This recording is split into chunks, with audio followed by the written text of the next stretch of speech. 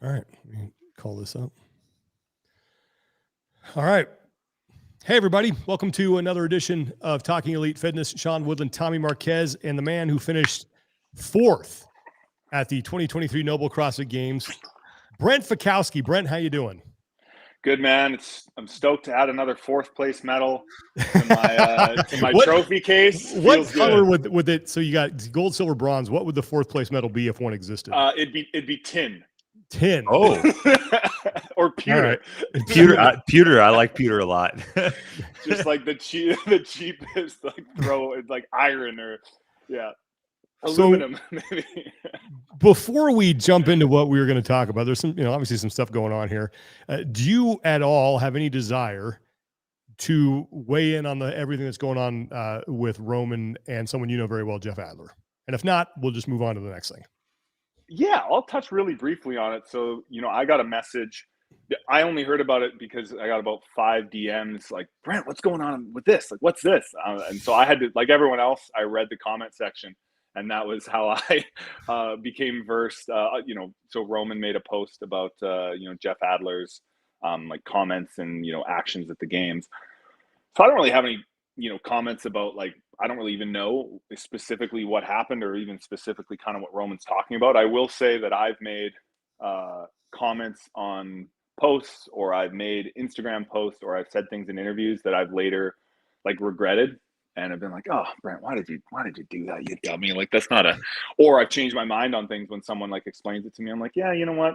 Yeah, I wasn't right. And so that's what I'm kind of waiting for the dust to settle a little bit and see if Jeff and or Roman have like a pivot. And I think that's totally fine for people to pivot given new information. Also, Jeff and Roman didn't grow up starting speaking as English, right? They've learned English later in their lives. So there's kind of this game of telephone where, Jeff's thinking something in French and then he says something in English and maybe it's kind of misconstrued. I know his sense of humor sometimes doesn't come across as well in English. Like, he's a super funny guy, but it can come across kind of like arrogant and rude. But it's just like, he's just funny, and it's just like a different style of humor. And then so maybe Roman's hearing that, or someone's explaining it to him via a podcast, and then he's interpreting that in Russian and then typing something out in English. So I think that's like, yeah, I'm going to kind of reserve judgment. We'll see. Yeah. Next thing and we've talked about this, and we were actually talking about it before we came on here. Did you try in the final event? Everyone wants to know. Everyone wants to know. Did you sandbag that to let Roman wind up on the podium, or? So I've been competing in sport since I was in kindergarten, and I have always given 100%. And that did not change in the final event at the CrossFit Games. I think that's how sport should be played. That's how I was raised to play sport. No excuses, just give my best. And I've made mistakes, plenty of them. But if I'm sick, I'm tired, good refs, bad refs, whatever someone else is doing. I've competed in volleyball where another team had their best player get injured, and, we didn't stop for nothing. Right. Mm-hmm. And so I think that's just how sport's supposed to be played. And I certainly, if I was ever injured, and I have been, I would never, expect someone to change their goals and, alter their performance. And I think it's kind of this like slippery slope, because then all of a sudden you're essentially fixing games, right? Like, that's what happens with like sports betting when you hear about college players like fixing the spread and stuff, right? Mm-hmm. So, like who, whose shoulders does that fall on? Is that Jeff or Pat or me or Chandler or, all the other guys in the top 10? Like, do all of a sudden we have to just kind of like slow down so Roman gets what, first, second, third, fourth, whatever that is. And it's super heartbreaking that Roman got injured. Like, I didn't want him to get injured, of course. I don't want anyone to get injured, but it's just like sometimes accidents happen. And then the other thing that's interesting, so again, like, I hadn't even thought of that, and I just started seeing some comments about it, and I didn't want to reply to them because I feel like I needed a bit of a longer form place to sort of talk about it, and something could be taken out of context, because I think some people are like, oh, what an honorable thing to do. And if someone else wants to do that in the context of some other sport, like, that's up to them to do that. I think what's also hard to understand is when you watch the competition unfold and then things happen in a certain way, it's easy to like draw inferences, and you're kind of watching from a distance, and you're watching CrossFit and you're thinking like, oh, why didn't he go faster? Or, wow, he makes it look easy, et cetera, et cetera. But when you're actually out there, it's not so like I've seen the videos of like the marathon runner, he's like cramping right before the finish line, and then the other guy kind of like helps him across because it's like, oh, you deserved it, or someone maybe gets like pushed by a crazy fan at the last second, and then the second place guy is like, no, like only that crazy fan was the reason you deserve to win, kind of thing. And so in the context of like a singular race on like a track, I can understand how that would be a possibility. But the reality of me going into that last event was I needed to finish, I think it was 8th or better to beat Roman. But if Chandler Smith was to win that workout, I would have needed to be within like 5 places of Chandler, so then I would have needed to be like 5th. So if I had finished 8th and Chandler had finished 1st in that workout, Roman would have been actually like 5th place, and I would have been 4th. Chandler would have been on the podium. Not to mention, I ended up finishing, I think it was 14th in that workout. And Dallin Pepper finished 1st, so he almost beat me. So if I'd finished 15th or 16th and let off the gas to let Roman win, all of a sudden, Dallin Pepper comes 4th, I come 5th, Roman comes 3rd. Maybe if I come last in that workout, Koski also jumps me, but Chandler could have jumped me too if he had done better. So I would have had to have known every single score from the prior heat and then be actively predicting the scores and the times of everyone in my heat, and then be running the math in my head, determining where do I exactly need to finish to allow Roman to come 3rd and me to still come 4th. But let's say if Chandler was making a crazy run at it, I'm like, well, I'm not going to let Chandler come 3rd and then me come 5th and then Roman come 4th. So I'm going to try and beat Chandler. So I'd be making all these decisions on the fly while like being exhausted. And so what my strategy was to try to go as fast as I could. And I ended up going out a little bit too fast, which is why my lunges broke down. My legs just got really tired. I'm usually very good at overhead walking lunges. So I thought, oh, I can get there a little more fatigued and still hammer them out. In hindsight, I should have went a little slower and then hammered them because I'm good at them. And so I did my best with a not so great strategy, but I did my best and I still came 14th. So if I had let off the gas at all, you'd be talking to the 7th or 8th fittest man in the world right now. So it's just like, you can't, if you let off your foot off the gas at a competition like that, there's sharks in the water. So yeah, that's my, I guess like all of that to say, like it's to like fix it and to try to, I get why people maybe saw that, and I can understand why they think that maybe would have been an honorable thing to do. But even if I'd wanted to do that, it would have been basically impossible. And then I didn't want to do that because I just don't think that's how sports should be played. In my opinion, if someone else wants to do that, it's like that's totally up to them. And if you think I should have done that, then you can think that too. But I'm sure you got some entertaining like theories as to why and how it all played out, because I know it was running wild for a little bit. Is there any that just kind of made you chuckle, that the effort that got put into something of that nature? I mean, yeah. And yeah, it's great to see like fans of the sport, that they're diving in there, they're rewatching the workout. And I think like sometimes, I even came back and I was speaking with Jeremy Meredith, who's been helping me at the games, he's been helping me the last year with my strength. And Jeremy's been to the games in 2011 and 2012. And, we were talking about Helena. He's like, oh, he's talking about it. And I was kind of like, what? He was kind of just the way he was saying it, I'm like, what do you think happened in Helena? And he was talking about it. And I think I don't look as tired as I am. In some workouts, definitely I get like the pain face, but there's a lot of workouts where I can be pretty like serene and have this like pretty calm demeanor. And I was telling him, I'm like, man, in Helena, I felt like I was like actually on fire. Like basically after the finish of the first round, like I felt like my entire body was like just about to explode. But I watch it and it just looked like super smooth and easy. It's like, oh, if you just would have, and then you look at that and you watch that and it's easy for me even looking back and I'm like, oh, why didn't I go a little bit faster there? And then 2 more seconds, that's 3 more places. That's 15 points. You start to do all this crazy stuff. And it's like, if you could have went faster, you would have. And so then, I've looked back, I've watched that finale workout and I didn't look tired. I'm like, what are you doing? Why are you putting it down? I'm like, no, I was melting. Like I couldn't feel my legs. I like got the bar overhead. This was right near the end. I was like, all right, Brent, I think it was 12 feet left, like 12 feet left. You can do this, like 1 step, 2 step. And then it was just like, and this one just fell. And then I'm like, well, I guess that's that. Like, there's nothing I could have done. I was like cueing all the right things, was pushing up and just like body was like, yeah, I think you're, time out. So, yeah. So I think it's easy when you watch to to see certain things. But like when you're in the driver's seat and like the car is on fire, it's a little different, you know? So let's get into your performance at the CrossFit Games, because I was looking at your results the past couple of years coming into 2023. So 2019, 23rd place, 2020, 15th. Then you come back in 2021, you finish third, 2022, 16th. So 3 of your last 4 years coming into this year, you were 15th or lower. What did you retool, if anything, going into, coming out of last year, going into this year, to make sure that didn't happen again? Yeah, great question. So I would say like retooled quite a few things. Definitely added in some more like steady state, lower intensity cardio work. Added in a lot more running. That was a big one. A bunch of reasons why I wasn't running before. Some mostly intentionally, sometimes some injuries and stuff with like just little injuries here and there, but added in a lot more running the last 12 months, and it slowly but surely paid off. And it kind of didn't really rear its head until semis, when I was like, okay, I did pretty good in that. Like the sprint with the 800-meter run, and even the first workout, it was mostly about the sled, but I still had a pretty good split time on the air runner.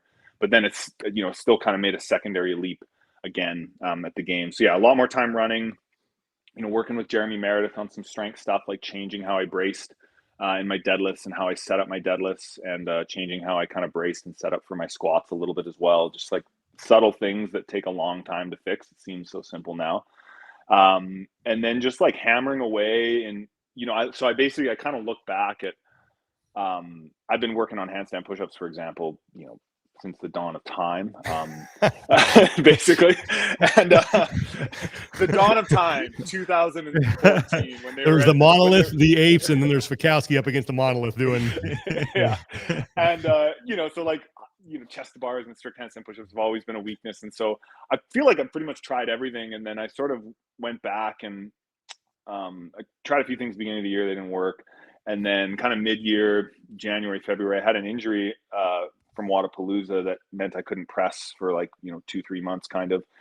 And then finally got into it and, look back at, okay, when were my handstand pushups the best? And I think that was like an interesting question that I asked myself. And so I have this expression with I think sometimes and like all of us, like we're trying different things. We're trying to find what works. And so like if something works, you're like, okay, cool. Yeah. Ooh, I heard about this other thing. And you kind of like jump around. And so tried to like go back and take the pieces of like what worked in years prior. Like, okay, I was working with this local triathlete coach leading into 2016, leading into 2017, even quite a bit in 2021. And I'm like, those were like my best finishes. Hey, yeah, interesting. And then I'd like drift away from working with Luke Way from Balance Point Racing for a bit. And now I'm like, okay, like we need to bring him back into the fray and like use what we learned from him and like keep that and don't change it too much. But obviously that worked, but sometimes something works so well and you try and do something else. So I did the same thing with the pressing and the pulling, and found like went back to some old programs. I was like, I was like pretty good at handstand pushups at the 2021 quarterfinal workout. It's on YouTube if anyone wants to watch it. And there's 3 sets of 10 strict. And I was like, first set of 10, I felt like I was getting air underneath my hands. I was pushing up so fast. And I'm like, well, I must've been doing something right. And so look back and, it was like a little more higher. It was like high volume pressing, but definitely like lower weight. So a little less emphasis on like 5x5 strict press and more emphasis. And I've been doing this with the Professor Project, the programming I sell online, professorbrother.com. But more like kind of muscle endurance, speed endurance, where it's like, maybe do like some strict handstand push-ups right into kipping, and then like immediately grab dumbbells and just rep out strict press, like that kind of stuff. And so accumulating way more reps, but like high quality reps, faster reps, more reps, as opposed to like grinding out reps. And I think what I had the problem of doing is like, well, I want to get better at handstand push-ups. So I'll kick up and I'll do like, some workout that has like 10 sets of 10 strict. And for me, pretty quickly, that turns into a grind. Right, where that third set of 10 is like 3 and 2 and 2, and I'm like shaking to finish those up, and as opposed to getting like sharp, fast, quality like speed reps. Because at the end of the day, like that's where I want to be, is like the guy who kicks up and does 20 really fast at any point in a workout, like Noah Olson or something, right? And so like you kind of want to train like that, and then slowly, hopefully, the the strength to body weight ratio just creeps closer and closer to where you need it to be. Do you feel like maybe that's an unfortunate aspect of this type of training or preparation? Because I hear you saying like you were circling back to some things that were successful before, but it seems like sometimes the nature of the sport is like you almost don't want to like go like revisit old, I don't know, old pathways. And it seems like there's always like this push or this pressure to like do something new or different that pushes the ball forward, when sometimes like just like retreading the tires and riding that bike that got you there can be a good, I guess, recipe for success. Yeah, that is the ultimate question. And it's more evident in our sport because the sport itself evolves. I heard an expression from Lucas Parker, CrossFit Games athlete, where he said, like, you got to be careful not to train for last year's CrossFit Games. And I think that's super important. Like if all of a sudden I'm like, oh, we're going to periodize and do a bunch of sandbag squats, right? I'm like, okay, we'll do 150, we'll do 200, we'll do 250, high rep, low rep. It's like, sandbag squats. And there's just not going to be sandbag squats for another 3 years, right? So you got to be careful not to train like for the specifics of last year's games. But like you said, you got to be careful not to, you have to be open to like variety while still sticking with like the core principles and tenets that you believe in. And part of that has been like, I've had some different coaches, and with those, they've had different philosophies on how to solve the same problems. And some of that is like, I bet some of those philosophies, like I worked with Nick Fowler for a while at Brute Strength, and it didn't really work out. But I'm sure his philosophies might work for another athlete really, really well. Right. And so it's like finding out, like defining what those are and what those things are.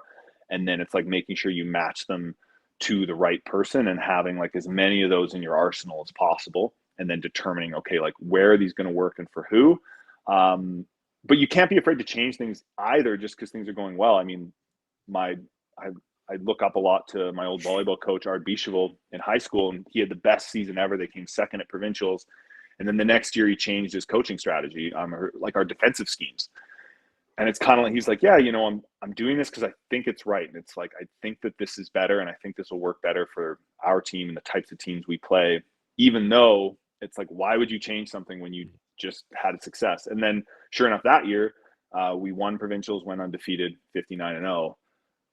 So it's like, it worked, so it's tough, right? Like, even, Tiger Woods changed his golf swing at the peak of his strengths. He's like, it's not perfect yet. So that's like this fine balance between knowing when something's working and to stick with it, but having like really sound reason to also mix things up and, or change things for like a meaningful reason. And I think you're always I don't know, there's no way to know, but, yeah.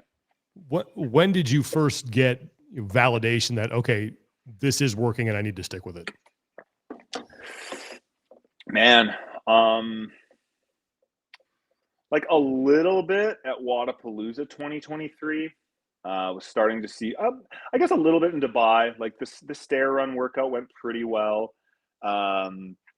Everything else there was like pretty power output, which was kind of the events that I was still doing okay in at the games anyway. Wodapalooza went okay in 2023 in January, like still not like great. It was fine though. It was good. I mean, I guess I beat a few men there that had just beat me at the games 6 months prior. So like that's a good indication.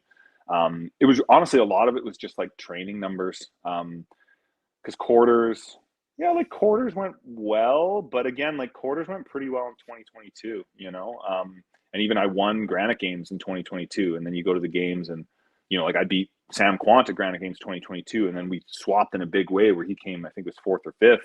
And then I came 16th just 2 months later. So I think that's the tough thing with the CrossFit Games is it's very different from a programming standpoint from any other competition. The heat, the total number of workouts, the duration of the workouts is a big aspect of it. And so there's certain things like, your swimming, your long distance running, definitely biking, like road biking, that you really don't get to know. And definitely if you ever do short distance sprinting, which I worked on a lot this year and didn't need to at all. I worked a lot on my like zigzag sprints. They usually have those, or every now and again at the games they'll have those in the turf where you're like zigging around cones, zagging around pylons. Worked on that, didn't need to. But you don't really know. Like you don't know, like with those zigzag sprints, like I don't have times I can go to and compare myself to. Like I can watch the video of oh, this guy won, and Dan Bailey won in this year, and Noah Olson did really well in this year, and this guy did really well in this year. You can like watch them and kind of visually try to guess the distance and the distance of the cones, but you can't really emulate it in training. So until you're there, and everyone's going to change over the course of a year too with how fit they are, and that's the same for the 5K, it's the same for the 40-minute bike. So yeah, you kind of just have to trust for a year, and then then you just kind of see if it worked. The semis was good indication though. The semis was good because I finished the semis, came second to Pat, but I think like going into the games, I was ranked like, combined leaderboard. It was like 7th or 6th or something like that. And I'm like, okay, like that's where I was in 2017. That's where I was in 2016. And then I, came 4th and 2nd those years. And like felt like the biking and the long distance running were like starting to see some headway, and noticing like on my runs that my like pace relative to my heart rate was changing a lot than compared to like October. So was there any like unexpected successes of games this year? You mean certain elements and you're working on certain things with an expected benefit, but other areas simultaneously you didn't expect. And I say that because I just look at your finishes across the board. Your worst finish at the games this year was 23. And even when you're on the podium at the games, there were, years where you had like a 29th or a 31st. And it just seemed like the floor on most of the workouts across the board is starting to raise up a little. Yeah, I appreciate that. And that's the goal, right? What's funny is like one of the workouts I'm probably the most proud of is the what was it called? The ski bag squat, the sandbag squats and the ski bag. Like I came 21st or 22nd out of 40 men on that. And there were years past, and like Fikowski's of years past, that would have been absolutely pummeled by that workout. Like just bottom 5 for sure. And so it's tough when you look at that. It's like, oh, that was one of my worst finishes, but I know that I didn't like relinquish nearly as many points in that as I would have in prior years if that same workout had come out, or if like one of those men was teleported to today. So like that was a big win for me. Still room for improvement there, and like some things I need to improve on, but that went really well. And then even honestly, in some ways, Helena, like obviously we're working on my running and stuff, but my dumbbell cycle speed was pretty similar to a lot of the other shorter athletes. I've timed it. And so, I was within like, for 21 reps, I was within 2 seconds of like Will Morad and Noah Olson and Jeff Adler, I think, for like the set of 21 in the second round. So like, that was pretty cool. And even like, there was my bar muscle ups. It was only like, I think it was, what year was it? It was the Open in 2019. 2018, 2021. Yeah, the 2-parter. My bar muscle ups were terrible, and there was some like I started to realize there were some technical adjustments, and it's been 3-4 years now, but sometimes that's how long it takes. And so to see that like the bar muscle ups were like kind of a non-issue, or at least they were on par with everyone else, and I wasn't like having to slow down my run out of fear of not being able to do 3 sets of 12 really quick. There's like little wins like that, and even you can go and watch, like I changed my kettlebell clean and jerk technique from last year. Like things like that, just like all those little things like add up. I don't know if there was anything particularly that like super surprised me. Pretty tough to surprise an old bag like me, I guess. We're surprised that so many people had trouble adjusting their seat heights on the bike, because I saw that Instagram post where you put the measure out and then you were like instantly validated by someone saying like, "Oh, my seat's too low." I know, that was so good, right? It's like nothing better than hearing someone else, sorry, Luke Parker, being like, "Oh, I think my seat's too high." I'd be like, "Oh, that must be tough." Must be tough. Yeah, no, I mean, I did a with Luke Way from Balance Point Racing here in Kelowna.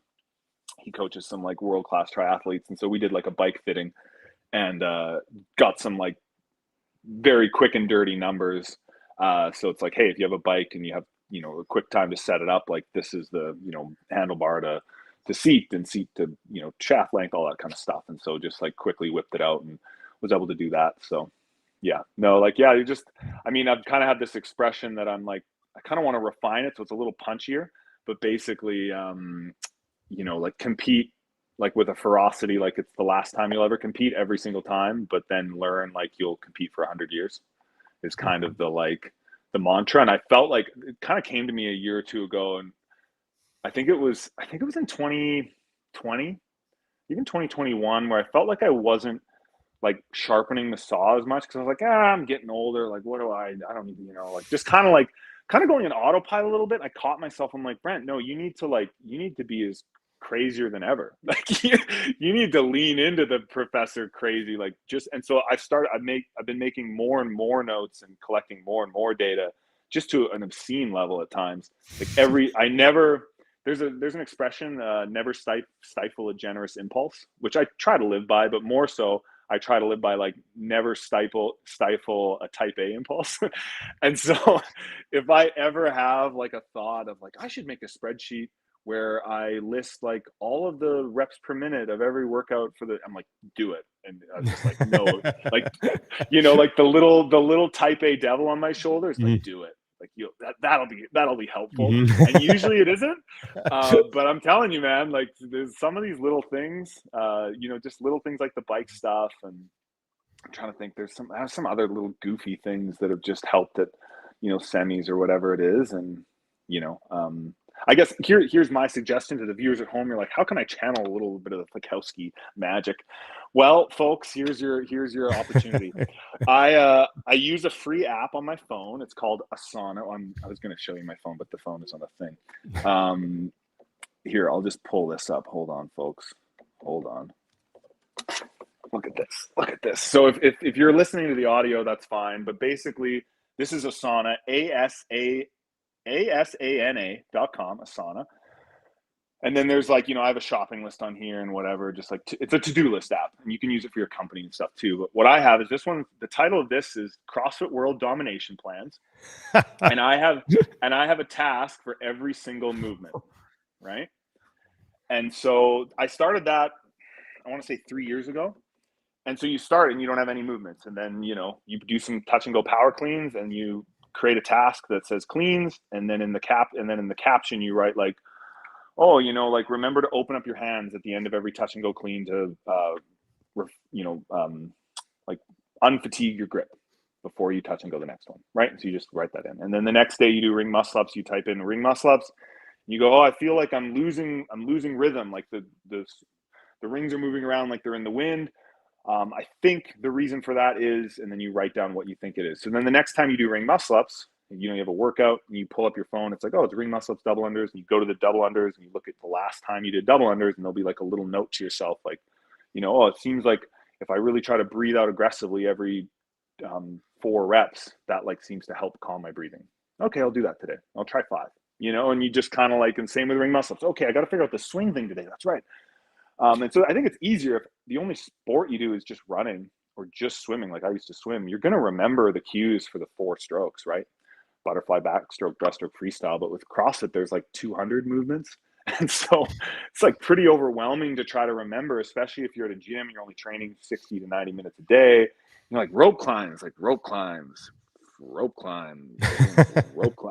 Like what? And so, yeah, I've been doing that, and it's crazy how helpful that is. So at the games, I had notes on the pullovers, right? Because I've done those a couple times in the last year. So I had some notes, and I was like, oh yeah. And, there's a link to a video that I used that taught me how to do them. And so I was like looking at that, and then I did terrible in the workout, and I messed up my pullovers, even though I had these notes, but I would have done even worse without my notes. Without my notes, I would have done even worse. I really botched that one. Just punted it. But yeah, you work all year on it, on your handstand push-ups, and you underperform. But no, so yeah, like that's something that, learn every day like you're going to compete for 100 years. You mentioned, and this kind of transitions us into the PFAA stuff that we wanted to talk about, but I believe you said, and I hope I'm not putting words in your mouth, that you felt this was the most fair and maybe safe, maybe it was a different word, but fair CrossFit Games. Why did you think that? Yeah, so I had a long kind of interview with Morning Chalk Up, and they did a text, and that was kind of the chunky headline, and I was like, I think I kind of said it as, I think the way I said it in the thing was, I was asked like, what do you think about the games? And I was like, oh man, I haven't really dove into the PFA, put that hat on. But I was like, I think generally, like, I have a much shorter list of little things that need to be improved. And like, we sent out a survey and there were a lot like fewer complaints in comparison to a lot of other comps that we've sent surveys for. And so it's like, I think it's probably like one of, if not the safest and fairest, competitions and games that I've been to. And I stand by that. And so by fairness, there was just like less controversy, right? There were no events that were, where there was these like judging debacles or like these massive like scoring adjustments that took forever, or there was just like not a lot. It was just like, yeah, we're going to do this thing and the fastest person is going to go faster and they're going to get more points. And it just kind of felt like more or less in every workout, that's what's just kind of happened. Like, there was the sandbag advancement of Justin Medeiros. Like that was one little kind of like flub up thing. The 5K being a 4.5K, but that's not a safety or fairness thing. That's just like I don't even know how you'd categorize that. Ideally, it just would have been 5K, but but that's nothing new for those. Like every swim distance that we've ever done has always had an asterisk, other than the pool event. Ish. Yeah, it's like ish, and that's even for. I heard a story of, I think it was 2017. We did the run, swim, run, and Rob Forte. I'm going to paraphrase. I'll just pretend this is all accurate. But we're warming up. We're getting ready. And Rob's like, yeah, my dad's down at the place we're going to enter the water. Oh, yeah. How's it looking? He said, yeah, there's still no buoys in the water. So it was like an hour before the event started. So that's what he said. And so they must have just plopped them in like minutes before. I don't know. But yeah, no. So, there just weren't a lot of like controversial movement choices or combinations and stuff and movement standards, like just little things. I think they had, even the pullover was like a super clear, super easy standard for the athletes to follow, for the judges to enforce. Same for the like the legless rope climb. Obviously, having done that at semis kind of like allowed everyone to be like prepped for that. But even the sandbag squat, like that's a movement that you could make some like, I don't know, there's ways to make that more complicated than it needs to be. And they chose to keep it like really simple and succinct. And because of that, I think I would imagine, this is something we have to review with them, but I would imagine they had a lot less appeals this year than last year to deal with. Mm-hmm. Yeah. And so kind of revisiting that, like I guess in a broader perspective, what does like the post-mortem look like for the PFAA in terms of like, what are you looking at? You mentioned surveys. I know you guys had a meeting at the games this year as well, or shortly after. And so what is the kind of reflection process and resetting process looks like for you guys right now? Yeah. We're always kind of looking ahead. So it's more, there's only so much, you can like overanalyze spilt milk all day, but it's like, okay, let's, get a better lid kind of thing. So, it's definitely like surveys, collecting notes, and then using those to better, bolster like our internal working documents that we're still like in draft mode with, so that we can give those to competitions so they can run better. Segue in a moment, where that'll be important to those paying attention closely. And then the meeting after the games, that meeting was like solely focused on the future, because people were being really gracious with their time. A bunch of the athletes and the coaches, like the Monday morning after the games, were willing to meet with us, and so they're all getting ready to leave and everyone's exhausted. So it's like, instead of asking them, and what did you not like about event number 3, write in your journal. It's like, okay, like kill me. So that we felt the movement standard is like, no. So it was more like, okay, what are the big broad things that you want us to focus on to represent you? What are your concerns, or if any, about like, the PFA representing the athletes and like, leading from the front as much as we can? What do you need from us? Like that kind of like more broader stuff, and just inciting some conversations. And so like the general kind of consensus was, we want a better season, right? Like we want a season that is more cohesive, like a world rank that's like very accurate and takes into account more data points. And it's like a season structure that allows for more income earning opportunities, that's less dependent on like luck, that's less dependent on like, oh, did you happen to have like like the flu in one weekend in April or March or whatever? It's like, sorry, your entire year is done. It's like, that's not how it works for Serena Williams, right? Like, she can have one weekend where she's not feeling so great and like miss out on the US Open, and then still she can go to the French Open, she can still go to Wimbledon, right?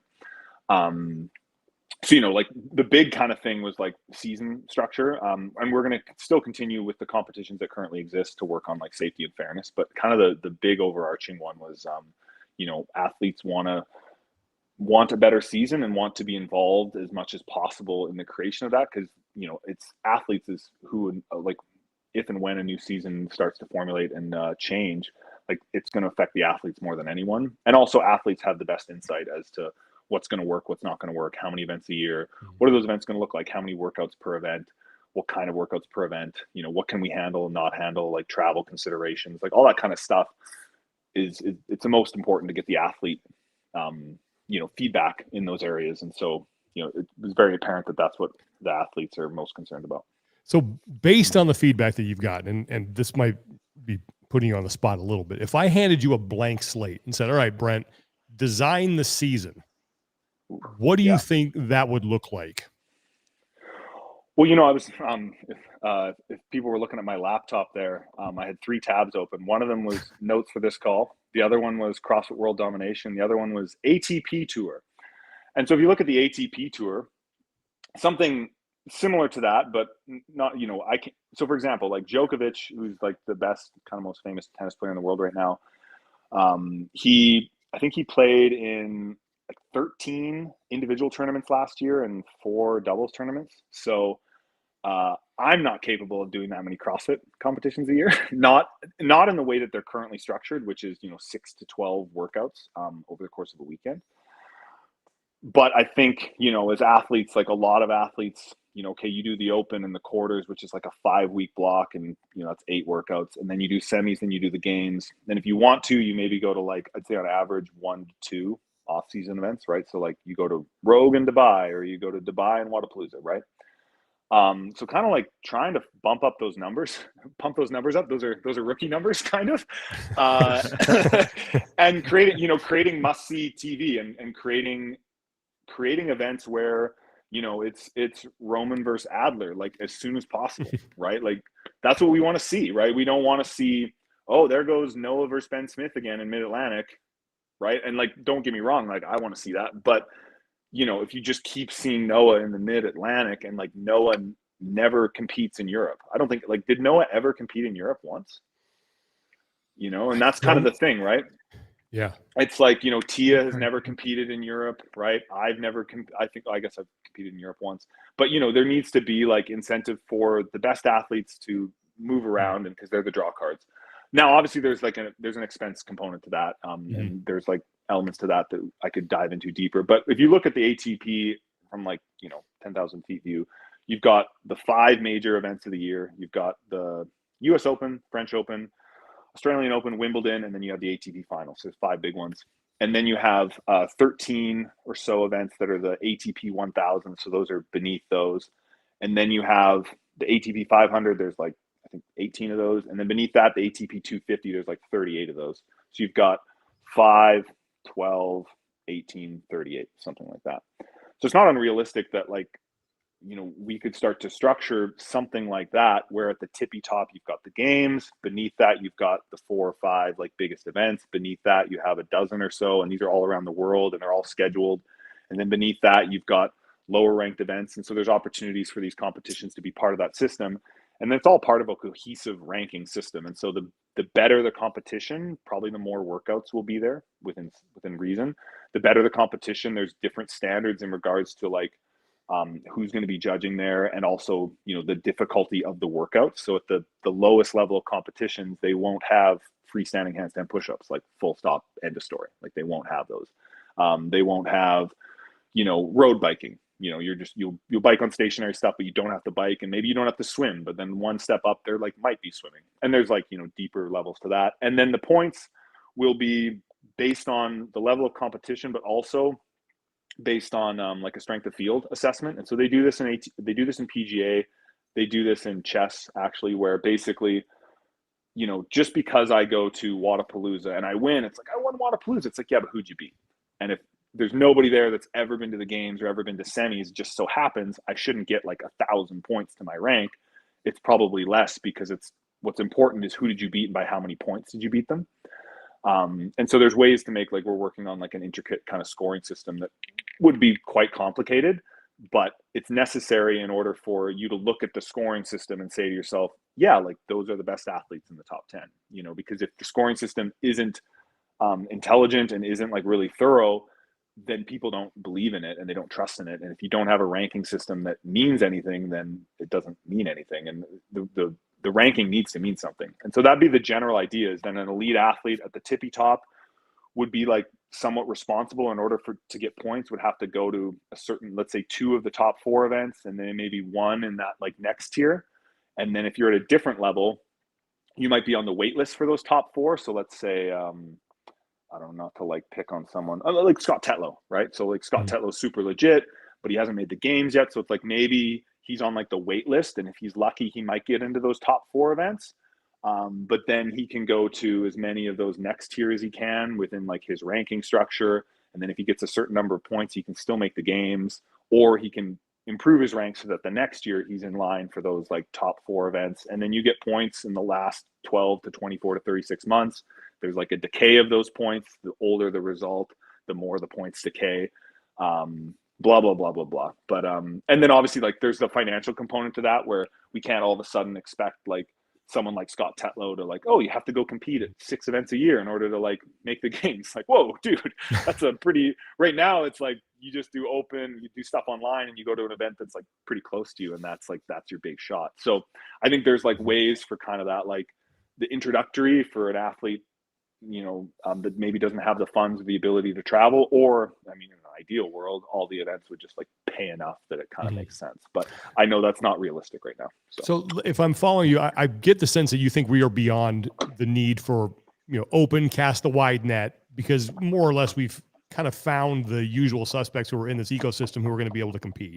A few new ones trickle in every now and then, but we're beyond that. And now we're to the point where we can just have a season that starts with X event in February, moves linearly through the games as people accumulate points, and the top point earners compete for the CrossFit Games. Is that, as a yes or no question, Yeah. is that more or less what you're thinking?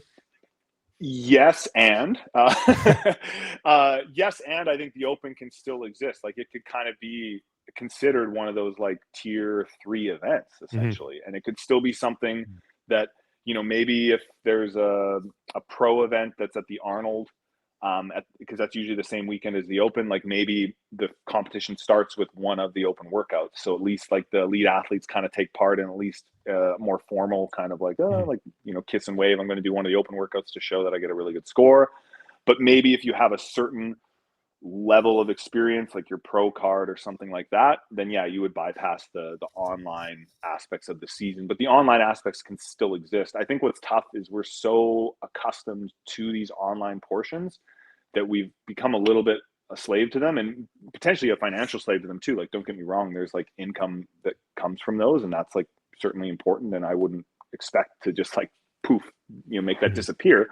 But if you look at, you know, tennis or golf or weightlifting, if you were to ask them, or powerlifting, hey, you know, the system you have now is great, but like, how about, you know, instead of what you got now, you do this like online qualifier, and then you do like one in-person competition, then your big event, and you just switch to what we have. I think they'd say, well, no, that doesn't sound better. Right. So it's tough. It's tough when we are where we are, and it's like tough to move out of that. But I think it's more of a gradual thing. Like what I just described, that's not going to happen next year, like at all. But you need to start thinking of like the groundwork for that. And maybe that's a 5 to 6 to 10 year plan, where it's like, okay, we want that in 10 years. So what's the first step towards that? Some of that is like creating standardization. So there's like, okay, that's 100 competitions. How do we make sure those 100 competitions are run safe and fair, and they're programming a broad test of fitness that's like still like kind of fun, and there's creativity in there, but there's also some consistency. So you're not going to some event and you're like, every workout's 8 minutes long and all of them are triplets. Like, that's kind of odd. You want it to have like, you know, variance, but within some like confines that can be repeated. So yeah, it's not going to happen all at once, but you can sort of start by like laying some frameworks, laying some groundwork, and then maybe starting by, okay, you know, maybe you don't have to do the open if you do this, and if you place this high at the games, and then the ranking system like slowly evolves, as opposed to, you can't just change the ranking system on like past data, right? Like we have a ranking system now that CrossFit's put out. It's not perfect, but it's pretty good. So it's like, okay, let's use that for now. That's the official one. But let's state like, okay, for the next 12 months, these are the places you earn points and this is how. And then for the next 12 months, okay, we're changing it again. And you just like keep changing it 1 year at a time, but thoughtfully for a finished goal, which is to kind of move away a little bit from the online competition. Because I think everyone listening, like, yeah, do you like the Open? Sure. But wouldn't it be nice if there was an event in your area that was in person, that kind of meant something, and then your results were there and you knew, like, in-person competitions are way more fun than the Open. That's my experience. I'm sure it's yours as well, right? So if you can have an event that's like within driving distance, that's a tier, even if it's like a low tier event, but you're like, oh, I'm going to be competing against people that are at my level. I generally know what to expect. I know there's not going to be, you know, strict handstand push-ups, just going to be kipping. I know there's not going to be legless rope climbs. It's just going to be legless with the, or rope climbs with a pinch. And there's kind of these like set of, I'm like, oh, I can do that. Like I can go there and have fun. And that's kind of my way to get on the world rank. Oh, sick. I'm 5,000th in the world. And if I go to this other one, I'll beat this guy who's 4,000 and that'll jump me up, you know? And so I think that'd be cool. Yeah. What and building off of that, what are some of the, you touched on them a little bit, but is there any of those groundwork pieces that you guys are actively pursuing or even working on at this instant that, you know, more or less will just be beneficial to the whole? Yeah. So, you know, kind of working on some like models for scoring or like the world rank that would take into a strength of field. So we're working on that. We're working on, this was kind of that, you know, like I said, we loop back to this. We're going to have a like official partnership with Wodapalooza this year. So Wodapalooza Miami 2023 and the PFA are going to have like a meaningful partnership this year. We're still in the draft phase of what that's going to look like. You know, the members of the PFA are not going to have access to the workouts, like full stop, end of story. There's just no way. But we want to give them, so for example, like, okay, let's get a huge list of every movement that's ever been at a competition. And let's decide on like, what are the best movement standards for those, right? What are the safety considerations of spacing between lanes, or the safety considerations of climbing a rope? How high does a rope need to be instead of just a 2-inch Dolomer for it to be 18-inch crash mat, like a high jump mat? You know, start listing those things. And then I think just also like trying to find a way for competitions to, you know, promise more and then deliver on more. So I think right now with the way that a lot of competitions run, it's like, all right, $350, 3-day competition. Like, come on down. It's like, yeah, what am I getting? It's like, you'll see when you get here. Whereas I know like when I played beach volleyball, it's like, okay, you know, I'm playing in this tournament. Like, how many games am I going to play? It's kind of the question, right? Like I'm doing this math between like, how much am I spending? How far away is it? How many games do we get to play? Oh, there's pool play, 5 teams. So that's a guaranteed 4 games. And then the bracket to the finals is double elimination. So at least I get 2 more. The minimum, I'm going to get 7 games. All right, sweet. But if it's like, yeah, you come in single elimination, you're like, okay, I'm going to get 1 game at max or minimum, which isn't really enough. Like I want to play more. So like trying to offer like more guidelines to guide people's training, but then also, you know, if we saw this year with the Masters and the coverage, if you don't make public statements on what you're offering, people will be led to make their own conclusions and their own expectations. And then you'll never meet someone's made up expectations. Right.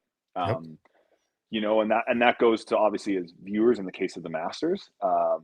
But then, you know, as competitors as well, you know, you go to name an event, even the CrossFit Games, right? You know, as athletes, as individual elite athletes, you signed up, you paid your hotel, you paid your flights, you know, maybe your coach has decided to come, your parents are like, man, this is expensive, this is going to be fun. And then they're like, boom, cuts. You're like, shit, really? Cuts? Like cuts?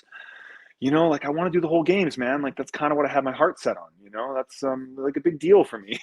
And that leaves like a bad taste in your mouth. And that, because that was all done after you had made plans for the trip. Like it's too late now.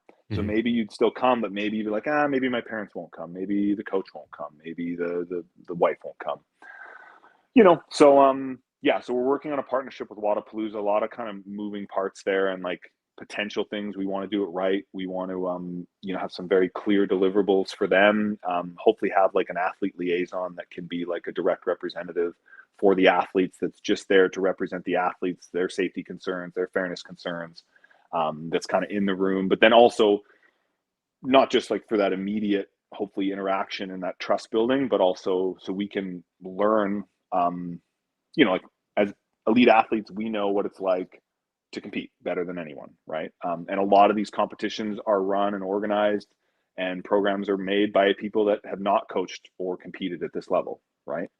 A lot of times there's a whole team of people and you're like, is there anyone in there that's ever competed at a big event? And often the answer is no. So, for us to get someone in there, and it might be a former athlete, or it might be, just a representative that, is just there for us, they can start to learn, okay, what are the sticking points and what are the things we have to overcome to kind of get what athletes want out of these events. And then what the athletes want out of the events, guess what, is what's going to make the events grow usually. So it's all good for everyone. Where do you think you as an organization, meaning the PFAA, where do you think you guys need to improve? Everywhere. Like there's a lot of work to do. Communication's a big one. I mean, it's a buzzword, but we need to continue to communicate publicly better to people that want to know what we're up to. Privately amongst, private isn't really the right word, but there's a group of athletes that have the ability to vote on a board, right? And so that's the whole point, is for a democratic process where the best athletes in the world, based on objective criteria, have the option to vote in a board of directors, and then that board of directors represents them for a period of time. And so then we need to communicate with them and their coaches about what our plans are and why, and then they can come to us with concerns and feedback, and then we can hopefully just deliver on everything they want. Or if there's something that they want, we're like, well, there's a reason we can't do that, because that's actually not in the best interest of everyone, or like the timing's not right, or that would do more harm than good right now, or whatever might be. I realize all that sounds very political, but communication's one, and then the other one is just like delivering on this opportunity that kind of Wodapalooza has expressed interest in giving us, right? So hopefully, we want people to, hopefully specifically the athletes, to go to Wodapalooza and leave and feel like it was a really good competition, right? That it was safe, that it was fair, that they had a good experience, that their expectations were met. And I think Wodapalooza usually does that. Like, it's a great event, but hopefully there's a little bit of like a tangible difference. And that's super important, because at the end of the day, like, we can talk about growing the sport and having 1 million events, and Brent makes $1 million every time he shows up and does a burpee. But you can do all that fancy stuff and think in the future. And like, I want the sport to be better for the athletes of the future that are 20 right now, and in 10 years when they're 12 years, when they're my age, they're making more money, they're traveling around, they're obviously fitter, but they're just like, the sport's bigger. But in order to do that, it's like, okay, we need to improve Wodapalooza this year, right? Like, we just need to make sure that Wodapalooza is just that little bit better, and that it's better in a way that is like definable and repeatable. And then, learn from any mistakes that may have been made. And so, yeah, I think like communication is the big thing. And then like continuing to refine our internal documents and turning them into like things that are, which is what we're doing for Wodapalooza, like public and actionable and specific, is like a really good place to start. And then it's a framework and a groundwork from which can be improved, so that, we can have learnings. And, for example, like this year at the games, like Roman rolled his ankle, right? And that was super unfortunate. Was the event like inherently dangerous? I'd say probably not. Like, I think it was an accident, but it would have been safer if, every single time the log went over, you like had to move it to like a little bit further away. So there was only one bag at a time on the other side. Like, it'd be a little safer, right? So it's like, okay, that's something you can put in when doing sandbag or stone over a platform. Like, that's something to keep in mind. Like, how can we keep that space you're jumping over as clear as possible? Yeah. So, it's things like that. Like, having those learnings and then having them like shared and not just like behind closed doors, right? So that more competitions can use them and learn and grow. One thing that actually Vi's touching on in the comments as well, but something that we talked about last time you were on a little bit, and that was athlete buy-in. And obviously, in order to have the strength in numbers and in the strength of the collective, there needs to be a collective. Like, there needs to be buy-in from the athlete side, and not just from a support, but like if we're talking about funding and resources and things like that. Like, every union on the planet has its dues, and I'm curious where the status of that was, because I know there was some maybe not hesitancy, but maybe just not quite the buy-in that you were initially hoping, or maybe hoping to grow towards. Has that changed at all since the games, especially with some of the provisions that were put out pre-games by you guys in conjunction with CrossFit? And what are maybe some other ideas you guys are looking at for like funding and resource management? Yeah, that's a really good question. And that is another like, pillar of something that needs to improve in order for the PFA to like, reach its goal, which is to make the sport better. So funding, we're working on that. So right now there's everyone's a volunteer. So I just don't sleep is kind of the strategy right now. The other day I was like, if it kills me, I'm going to finish this document until it's done. Cause I just like kept not finding time because I was busy and just coming back from a vacation. So I did it and it felt great. So yeah, we're working on some funding stuff, making sure we're able to stay like agnostic and not, tie ourselves to like a specific brand in which, I don't want to alienate an athlete if they're like, oh, the PFA is presented by, whatever, some, I love Ascent Protein, by the way. But making sure that that's set up, that any partnership like that would be set up in a way that's not alienating someone who's, say, sponsored by, what is that? That looks like super cheap protein there. What do you got beside you there? It's Podium. You watch your mouth. That's Podium right there. Just some gentle banter. Hang on, I'm going to do a social media post now. Just some gentle Canadian banter. Yeah. So so working on that, or working on just like public donations or, union dues, so to speak, from athletes, but also understanding it's not like, we're rolling in dough and we can all just fork out like a couple grand a year to, pay for our expenses. But we're working on that. And then as far as athlete buy-in, I think that's like a continual, I think part of that has been a shifting of expectations where it's, as opposed to getting like, okay, we need all the top 100 athletes to sign in blood that no matter what, they will always love the PFA and we're all getting tattoos on our foreheads kind of thing. As opposed to like that mentality, it's sort of like, we are constantly needing to do things that deem us to be worthy of them wanting to be represented by us, right? So it's like it's on us to make change and then I think with that they'll be willing to support and be vocal supporters of the changes that we've done, and I'm starting to see it. I'm like at the games and emails and stuff, like athletes are really grateful for the little things that we've done, and some of them aren't so little, quite frankly. I think sometimes I feel like they are because I want more and we want more, like myself and Pat and Lazar and everyone working behind the scenes, Mitch and Grace, Mike Halpin, like everyone that's working behind the scenes. There's a ton of us. It's not just me. We want more. We want to keep growing. But it's like, hey, that like those lists of things that we sent to the games team and, their response to that. And, we saw little things like the distance for Helena, right? Stuff like that. Like the starting mats for Helena being staggered, like stuff like that is meaningful because that didn't happen the year before, right? Mm-hmm. Like we had events that were not set up with that stagger just 1 year prior. And I feel like we had a major impact on that. And so we deserve kudos for that. And CrossFit Games 100% deserves kudos on that too, because it doesn't happen without them, listening and recognizing it and wanting to see that improvement as well. So I think it's, as opposed to like looking for some like grandiose gesture of support, it's like, it's on us to just continue to do the right thing and to make positive change. And then if and when, they're more intense support is needed in the case of like something more whatever extreme, then we'll go to them and we'll see then. I think is kind of the take. But everything we've had, I mean, like if nothing else, like at the meeting at the CrossFit Games that we had the day after the games, I mean, there was pretty much Laura and Jeff were there, Tia was there, I was there, Pat was there, pretty much every major training camp or every elite athlete was either there or a coach or an agent of theirs was there. Almost, I'm saying that and I'm sure there's someone who's going to find someone, but it's like, if you were to just off the top of your head, list the top 20 men and 20 women in the world, either they were there, their coach was there, or their agent was there, pretty much, more or less. Yeah. So, it's like they're we're excited, right? We want to unify people off the competition floor, and if we all work together, you see it time and time again in sports.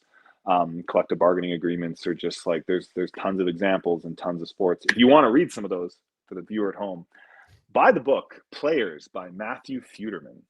Players. Matthew Feuderman. Yeah. Matthew Feuderman. It's a good read. Is Great. it an audiobook? I don't know. All right. Maybe I'll do the audiobook. You should. As read by Brent Fikowski. And his yeah. But it's a great read, and it talks about like the PGA and the ATP and MLB and Olympics and all this stuff, and and it's like some of it's like almost hilarious how similar it is to the things we're dealing with, and it's like, oh, that was 60 years ago. Damn. Yeah. So no, it's we're getting there. We're getting there. So final question I have about this is, it seems that the relationship between the PFAA and CrossFit has gotten better. Like you guys are, I don't want to say it's like symbiotic yet, but you're working pretty closely together. Where are the big gaps though that you still need to bridge to make that work even more efficiently? Yeah. I'm again, like I said, I'm always like trying to, make it better. And like, we want it to be better, but it's easy to do that. But it's also important to look back, like, when PFA started in 2020, there was no dialogue between athletes and CrossFit Inc. and the team who organized the games. Like as far as active athletes or even non-active athletes, I think there was a grand total of 0, other than like maybe like a bit of an interpersonal relationship where you go there to film or something, you shoot the breeze. So that progress to then, us like having regular calls and like, sending them like requests and then matching those requests at the games this year in a lot of cases, and then having a follow-up on those things and looking for feedback, and even like the conversations I've had with the demo team. So it's all going like very in the right direction. And I think something that I've learned to appreciate that I didn't before is they're so incredibly busy. It's a small team, like it's a pretty small team that runs that massive event. And so immediately, like after the games, they take a vacation, most of them, as they should, because I do too. And then, and they need it and they deserve it. And then it's like, now they've got a new games location. And so they're super busy. And so it's like, I think for us, I think it's up to me, kind of like I said previously when it comes to athletes, but it's up to us as the PFA to put ourselves in their shoes and understand, like, how can we provide like value that they like, that is like can't miss value, right? So we don't want to be just like whining and complaining, but instead like providing like very good solutions, providing a cohesive voice. So it's saving them time and they're not having to go to like a bunch of different people and ask questions or like take, go through a survey box. Like we're going through the survey box, we're compiling all the surveys into like a compact 2-pager with actionable solutions and stuff. And then I think the big thing that we want to do in the coming, it's not going to be immediate, but in the next year or two, is make sure that there's a way that athlete voices, like either current or like almost current, like they just stopped competing, are like meaningfully in the discussion in regards to like season structure, for sure. That's a big one. Like if and when season structure changes, and I understand the concerns around like, well, I don't want to give like, I'm the president of the PFA. So it's like, it's not fair that Brent gets like some undue advantage or like has an inside scoop on like what's coming next.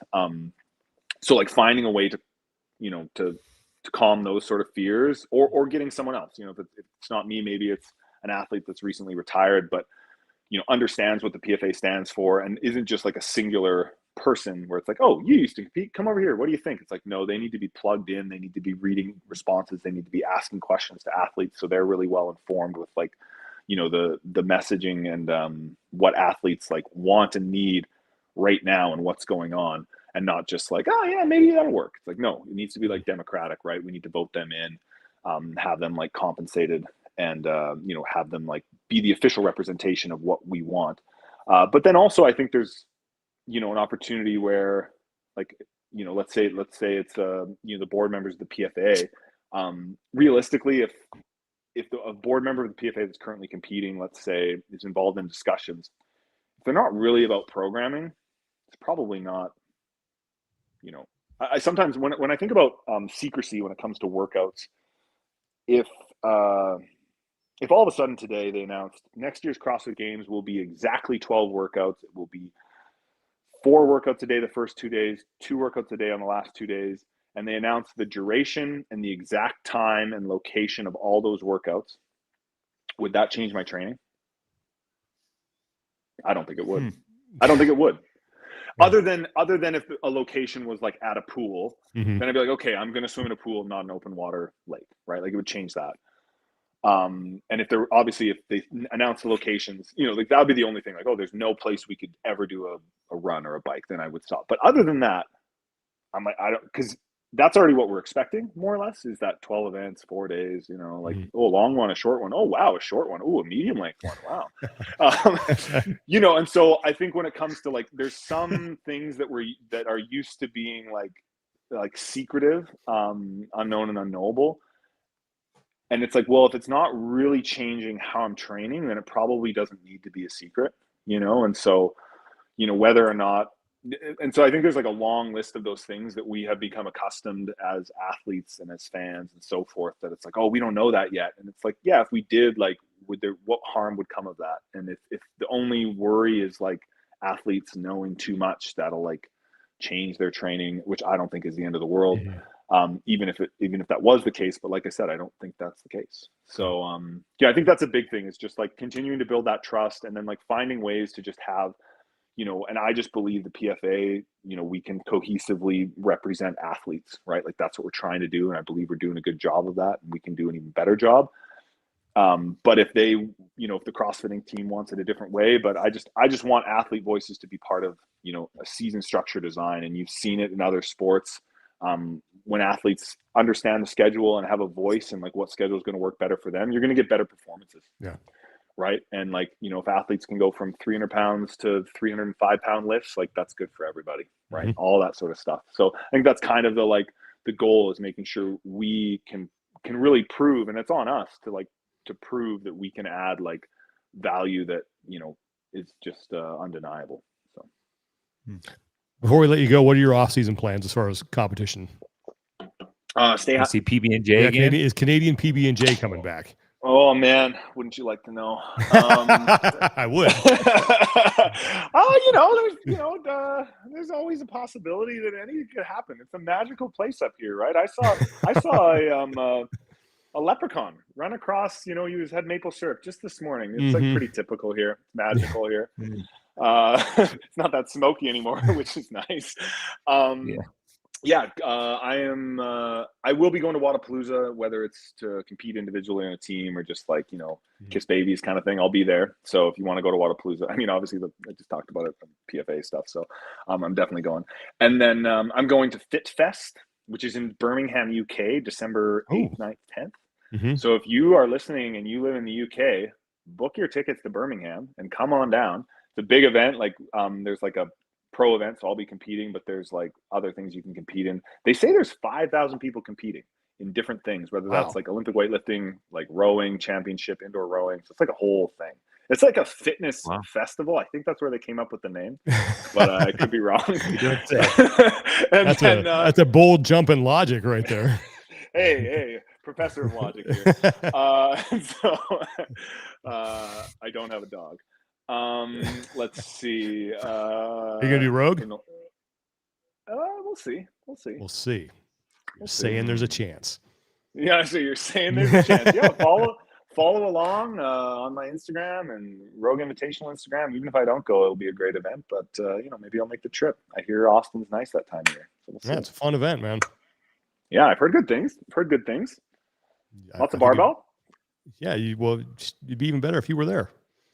Oh, thank you. Appreciate that. I just want to see you rocking the cowboy hat, man. The boots, all the goodies. Like you're hanging out in Calgary. Yeah, well, I mean, my one side of my family, they're ranchers and stuff, so I feel like it's kind of, I don't know, because I'm not. It feels like appropriation to like, you know, no, but no, that'd be cool. I love that. I love they have that energy, right, with all the cowboy stuff, and the baseball bats last year was cool. Yeah, I think that's fun. That kind of we'll give you a hockey stick. Yeah, yeah, Keep on the brand. yeah. We need events in Canada, and then like give Yeah. a bunch of like super tacky paraphernalia. I mean, yeah, there needs to be a big event. I think there is one cooking out east, which is good in like I think Quebec area, which is good because Cool. there's a huge scene there. So yeah. Well, listen, man, we always appreciate you taking the time to do this. Congratulations on your performance at the CrossFit Games, finishing in 4th. That's, awesome. Thanks. And thanks for all you're doing for the sport. I know everyone involved trying. in this wants to make it better. And, I know you're taking an active role and not just trying to be, like you said, complaining all the time, but actually trying to Yeah. make stuff better for everybody. So thanks for that from the entire community, man. And Yeah. hope the family's good. Oh yeah, the family's great. I hope that I didn't say anything I regret on the podcast. I always have this like usually an hour or two of anxiety after. I'm like, what did I say? What did I say? But I think everything went okay. So we're good. Yeah, I think so. Totally. Yeah. All right, guys. It was good chatting. All right, man. Good chat. Thanks, Brent. Really appreciate it.